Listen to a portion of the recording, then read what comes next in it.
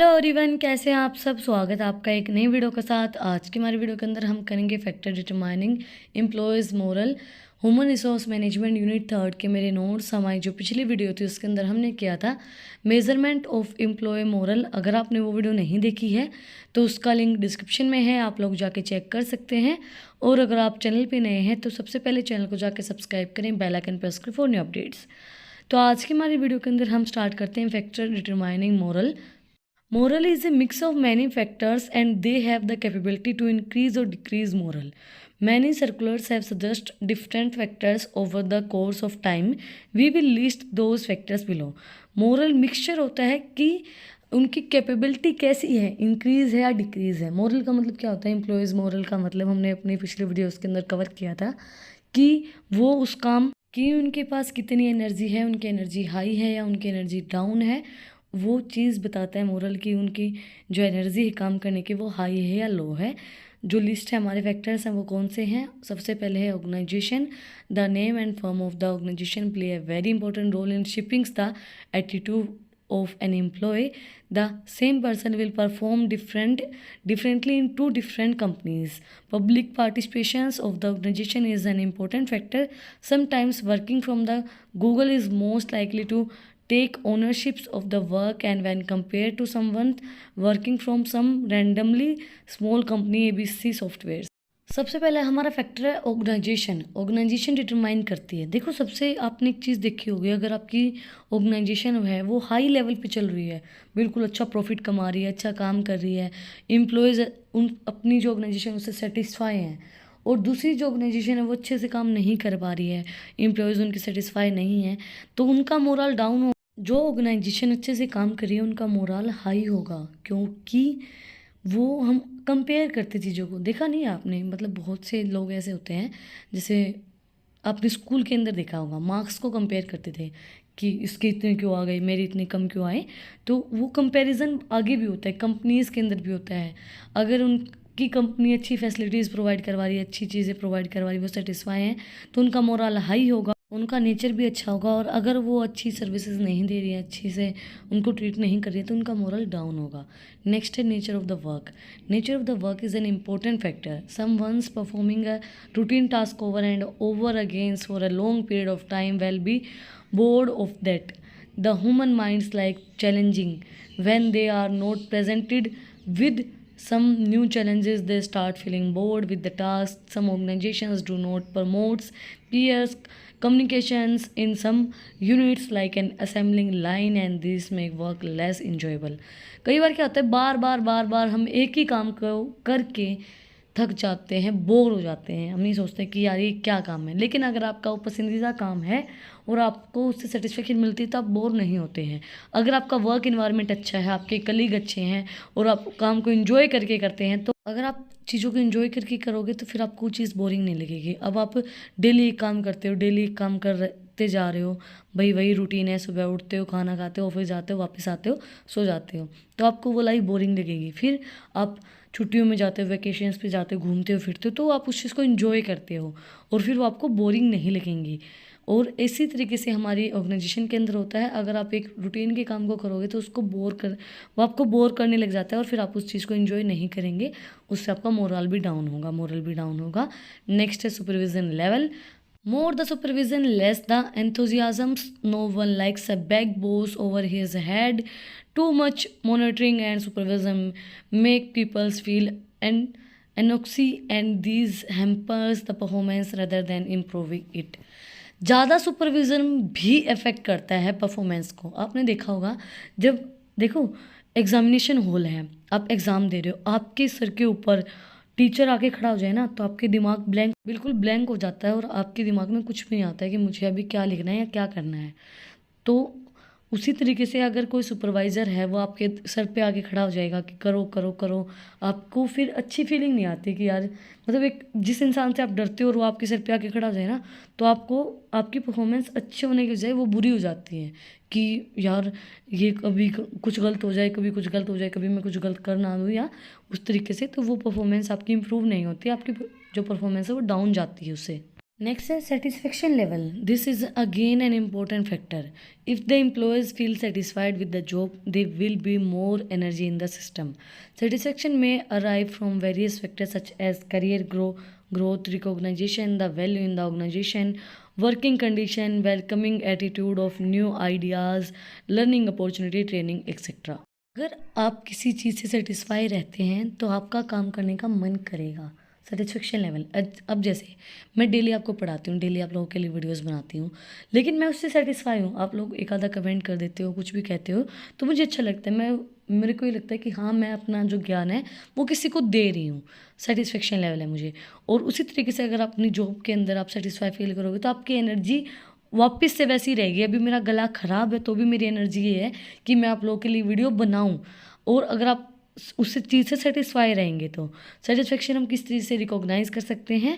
उनकी working condition से, नए नए आइडियाज़ से, उनका वेलकमिंग एटीट्यूड, जो नए नए आइडियाज़ वो लेके आ रहे हैं, नई नई लर्निंग आपको मिल रही है, अपॉर्चुनिटीज़ आपको मिल रही है, आपके करियर के अंदर ग्रोथ हो रही है, आपको अच्छी अच्छी ट्रेनिंग प्रोवाइड करवाई जा रही है, नई नई चीज़ें आपको सिखाने को मिल रही है, नए नए चैलेंजेस आ रहे हैं, तो आप उस चीज़ से सेटिस्फाई रहेंगे और आपका जो मोरल है वो भी हाई रहेगा। नेक्स्ट है self awareness.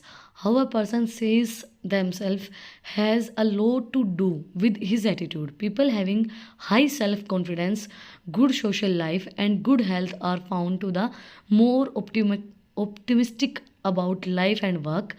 The attitude of those having low confidence, poor social lives, not so good health is most negatively.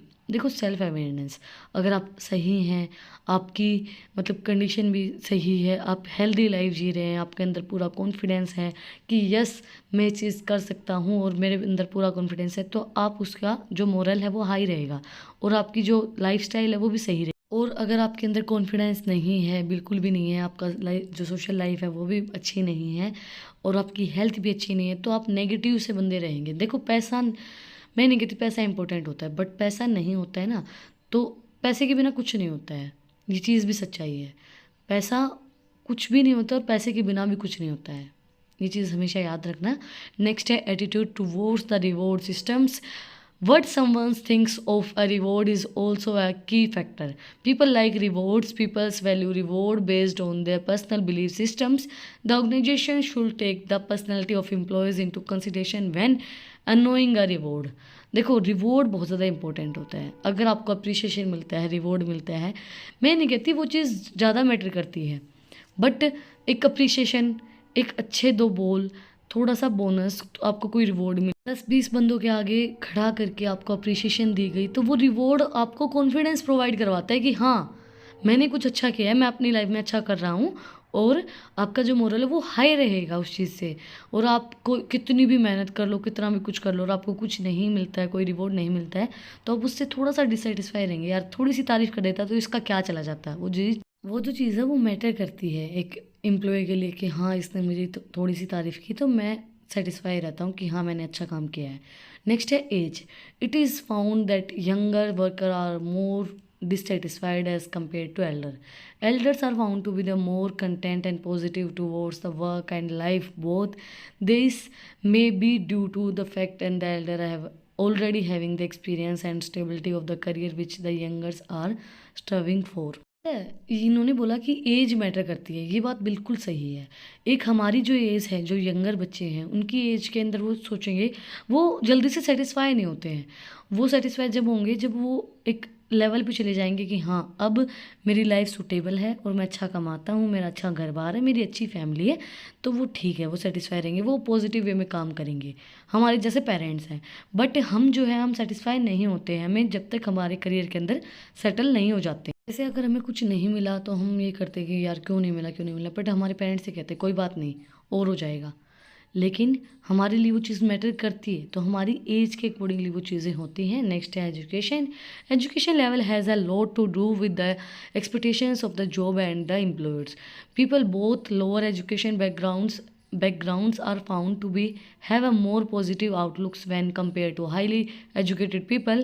We can say education is interval related to the positive attitude and outlook of the job role and the pay scale. देखो, education बहुत ज़्यादा important होती है। अब एक इंसान कितनी ही मेहनत करता रहे, अगर वो एजुकेटेड नहीं है तो उनकी जो लाइफ साइकिल है वो उसी तरीके से रहेगी। अब देखो, जो हमारे वर्कर्स होते हैं वो कितनी मेहनत करते हैं, बट उनकी एजुकेशन नहीं है तो वो उसी तरीके की लाइफ जीते हैं। अब जो एजुकेटेड बंदा है वो पॉजिटिव रहेगा, उसका एटीट्यूड भी अलग रहेगा, उसका जो मोरल है वो भी हाई रहेगा, क्योंकि वो बिल्कुल पॉजिटिव आउटलुक के साथ उनका अच्छे से काम करेगा। नेक्स्ट है occupation level. Occupation level means the position in the organizational hierarchy. This of course moves upwards with times and experience. The higher one goes an organization ladder, the better the attitude. Occupation का level, अब आप for example अभी आप एक employ हैं normal, उसके बाद आप मैनेजर हो गए, धीरे धीरे आप डायरेक्टर की पोस्ट पे आ गए। ऑक्यूपेशन लेवल आपका एक्सपीरियंस काम करने के प्रति बहुत ज़्यादा इफ़ेक्ट करता है आपकी मोरल को, आपकी पोजीशन को। सही बताऊँ ना, मेरी फर्स्ट वीडियो उठा के देखो ना, मेरे को खुद को हँसी आती है कि मैं क्या करवा रही हूँ। बट अभी मैं देखूँ तो बहुत ज़्यादा दिन रात का अंतर उस चीज़ के अंदर। तो जो एक्सपीरियंस है वो सच में बोलता है, अगर आप डेली अगर कोई काम को करोगे तो वो काम इम्प्रूव होता रहेगा, ये चीज़ सच्चाई है। चाहे आप लोग चेक करके देख लेना। तो वही चीज़ है, ऑक्यूपेशन लेवल भी मैटर करता है आपके मोरल को हाई और डाउन करने के लिए। और ऑक्यूपेशन लेवल बताता है कि आपका मोरल हाई है डाउन है। नेक्स्ट है other activities. Activities other than the regular job also play a important role here. The happens of the family and friends, the well beings of the people's and one carries for medical condition and kind of negative addictions next etcetera can increase और decrease morale accordingly. भाई कुछ miss happening हो गई हमारी family के अंदर, जैसे कि डिवोर्स हो जाता है, किसी की डेथ हो गई, कोई चला गया, कोई कुछ भी हो सकता है, आपकी मेडिकल कंडीशन अच्छी नहीं है, किसी और कोई हमारी फैमिली के अंदर बीमार हो गया है, आपको कोई नेगेटिव एडिक्शन है, मतलब आप शराब पीते हो, ड्रग्स लेते हो, सिगरेट पीते हो, तो वो आपके मोरल को हाई और डाउन करता है, इंक्रीज एंड डिक्रीज करता है, अगर आपके अंदर ऐसी कोई आदत। और जो मेडिकल कंडीशंस होती हैं, जो आपके कोई भी प्रॉब्लम होती है फ्रेंड्स फैमिली के अंदर, तो वो चीज़ डिटरमाइन करती है कि आपका मोरल हाई और डाउन किस वजह से है।